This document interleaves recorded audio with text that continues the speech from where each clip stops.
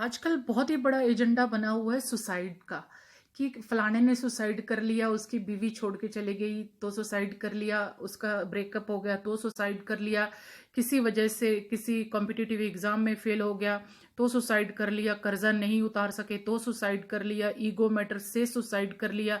तो ये सुसाइड करने के जो है लोग रीजन नहीं होते, उन उन लोगों के अलावा भी अंदरूनी बहुत सारे रीजंस हो सकते हैं जिन्हें कंसिडर करना बहुत जरूरी है कि उस पर प्रेशर किस चीज का था।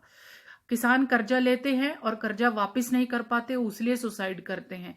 अगर तुम्हारी बीवी शादी करके आइलेट्स करके फीस लेके बाहर चले जाती है, किसी वजह से आपका वीजा नहीं लगता तो आप सुसाइड कर लेते हैं।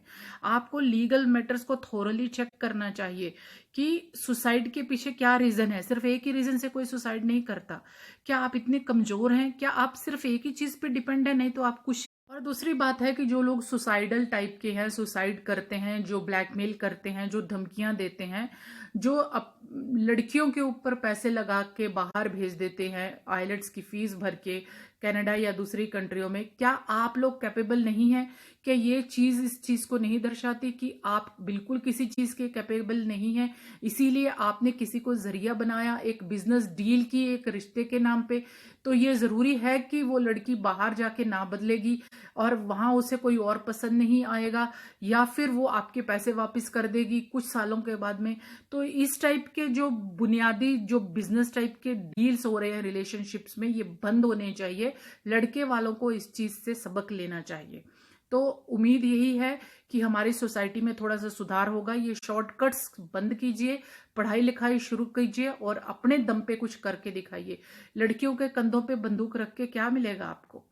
वो बदल सकते। एक एक चीज को हम बहुत जल्दी मान लेते हैं कि रिलेशनशिप्स में ब्रेकअप हो गया, ब्रेकअप होने के बाद डिप्रेशन में चले गया, नशे करने लग गया या करने लग गई, या अपना करियर छोड़ दिया, या दोबारा शादी मतलब कहीं शादी कर ली, मतलब कि अपने करियर से यूथ दूर हो रहे हैं। तो ये बात आज तक कहीं पे भी डिक्लेयर नहीं हुई कि ब्रेकअप होते हैं, सुसाइड होते हैं, ये चीज मान ली सोसाइटी ने। पर क्या प्यार करना, रिलेशन बनाना और अफेयर करना, क्या ये सोसाइटी ने अलाउड किया है? जब वो अलाउड नहीं किया तो ब्रेकअप्स के नाम को कैसे आप अलाउड करते हैं?